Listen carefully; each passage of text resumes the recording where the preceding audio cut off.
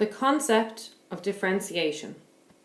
Consider the linear function f of r maps to r of x maps to 2x plus 1, and the corresponding curve, which is actually a straight line, y equals 2x plus 1.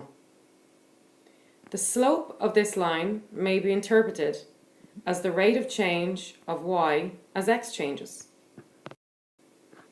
From coordinate geometry, we know that the slope of a line is given by slope equals y2 minus y1 divided by x2 minus x1, which is the same thing as rise over run, which is delta y over delta x. So this little triangle we pronounce as delta.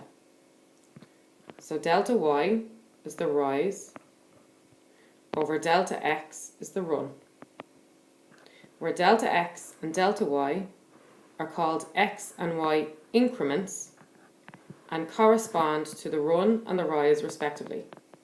So delta x is called delta x. For the line y equals 2x plus 1, the slope is 2. It's the number stuck on in front of the x when it's in the form of y equals mx plus c. We can now interpret this as the rate of change of y as x changes on the line y equals 2x plus 1 is 2. For a curve, in this case a line, representing a linear function, the slope, i.e. the rate of change, is the same at all points on the curve. So for a straight line, the slope does not change. The slope is the same at every single point on the line. Now consider the function f of r maps to r of x maps to x squared, and the corresponding curve y equals x squared. The idea of the rate of change of y as x changes is more complicated here, as this rate of change varies as we move along the curve. Consider the point 1, 1 on the curve y equals x squared. So here we have the point 1, 1. To estimate the rate of change, we can take another point on the curve, let's say 2, 4, which is up here. Then we can make the following observations. For the line segment S from 1, 1 to 2, 4, so the line segment S from 1, 1 to 2, 4, which is actually going to be the hypotenuse of our right angled triangle, if we're using the rise and the run, which in this case is delta y for the rise and delta x for the run. Delta x is x2 minus x1, which is 2 minus 1, which is 1. So it's x2, which is 2 on the x-axis, minus x1, which is 1 on the x-axis, and 2 minus 1 is 1. And delta y is y2 minus y1, which is 4 minus 1, which is 3. So 4 on the y-axis is our y2, minus 1 on the y-axis, which is our y1 value, and 4 minus 1 is 3. Then the slope of S is the average rate of change of f on the interval from x is equal to 1 to x is equal to 2, i.e. the average rate of change is delta y divided by delta x, which is 3 over 1, which is 3. So the rise is 3, the run is 1, and 3 over 1 is 3. So again, for the curve y equals x squared, by taking a different second point other than 2, 4, let's say for example 3, 9, so here we have 3 on our x-axis, 9 on our y-axis, we get a different average rate of change, we get a different slope, but over a different interval. So we can see if we draw in the tangent now, it clearly has a different slope to S. So a third important observation for the curve of y equals x squared. The instantaneous rate of change at the point 1, 1 is defined to be the slope of the tangent t to the curve at this point. So here we have the point 1, 1. You can think of the instantaneous rate of change as being like the speed shown on the speedometer of a car, i.e. the speed at that instant. So the instantaneous rate of change is similar to the speed at that instant. As you can see from the diagram, the slope of t is not the same as the slope of s. So this highlighted yellow line here is the line t, and the highlighted green line is the line s, and we can clearly see that their slopes are different, their gradients are different. It was the problem of finding the instantaneous rate of change of a function, i.e. the slope of the tangent, that occupied the attention of some of the greatest mathematical minds in the late 17th century. Two of them, Newton in England and Leibniz in Germany, independently came up with a solution to the problem. In our modern notation, it is largely due to Leibniz. The solution goes as follows. Suppose f is a function and the corresponding curve is y equals f of x. We want to obtain the instantaneous rate of change, i.e. that is, the slope of the tangent, at the point x, y, which is equal to x, f of x on the curve, because y is f of x. So our point x, f of x is on our curve, so here it is. This is the point x, f of x. And we start by considering the point x plus h, f of x plus h, which is further along the curve. So this point here, we're going to call x plus h, f of x plus h, because our x value, which was originally here, has been moved along some distance, and we're going to call that distance, that extra bit, h. So our new x value is x plus h. So our new y value will be f of x plus h. So this is the point x, fx, or f of x, and this is the point x plus h, f of x plus h. Then delta x is going to be x plus h minus x, and the x and the minus x will cancel, leaving us with h. So let's look at that a bit closer. So if the distance from the origin to this point here is x plus h, and it must be, because if this is the point x plus h, f of x plus h, so the x value is x plus h, then this point on our x-axis must be x plus h. And the distance from the origin to this point here is x, which it must be, because if this is the point x, f of x, it has an x value of x, then this point on the x-axis must be x. Then to find the run, or the adjacent of our right angle triangle, so remember we're interested in the rise over run to get the slope. To find the run, it's going to be this minus this will leave us with this. So it's going to be x plus h minus x, and it's going to leave us with h. So that's where the h comes from. And we're going to do the same then for delta y. So we're going to have f of x plus h minus f of x. So let's have a look at that on the graph. So if this is the point x, f of x, then this point on our y-axis must be f of x.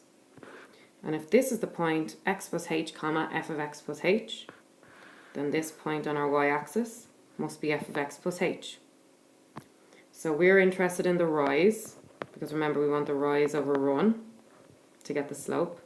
So we're interested in this distance here. So if from the origin up as far as here is f of x plus h, and if from the origin up as far as here is f of x, then this distance here must be f of x plus h minus f of x. So f of x plus h minus f of x, so that's the rise. So the rise is f of x plus h minus f of x, and the run is h. And we know for the slope we have the rise divided by the run. So then the average rate of change, i.e. the slope, of the line S is given by delta y divided by delta x, which is equal to rise over run, which gives us f of x plus h minus f of x, so that's the rise, divided by x plus h minus x, that's the run. And we already stated that we can just cancel out the x and the minus x. So it gives us f of x plus h minus f of x divided by h. So here we have a formula to work out the slope of our tangent, which is basically the derivative. So now comes the crucial element of the argument.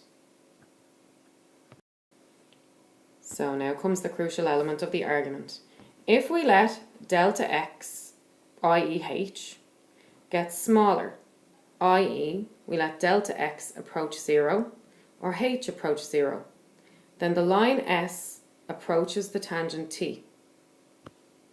So this distance h, we want this to get smaller and smaller and smaller, because ultimately we want the line to become a tangent, and a tangent touches a curve at one point only, and at the moment it's touching the curve at 2 points. So we want the distance between the 2 points to get smaller and smaller and smaller and smaller. So ideally we want h to get closer and closer and closer to 0. So this is where limits comes back into it. So we can write the line t is equal to the limit of the line S as delta x approaches 0, which is equal to the limit of line S as h approaches 0. So if one line S approaches another line t, then the slope of the first approaches the slope of the second. Thus we can write mt, the slope of the tangent t, in terms of limits as mt equals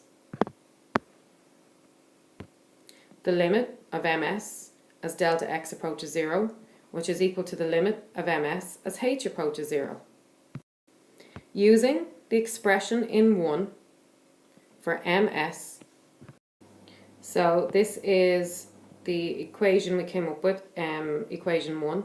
So f of x plus h minus f of x divided by h gives us the slope. So this was the rise over the run.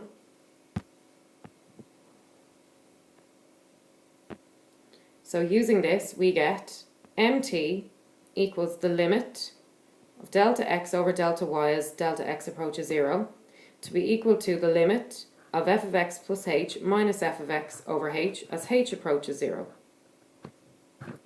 This is the expression that we will use for the slope of the tangent, i.e. the instantaneous rate of change of y equals f of x as x changes.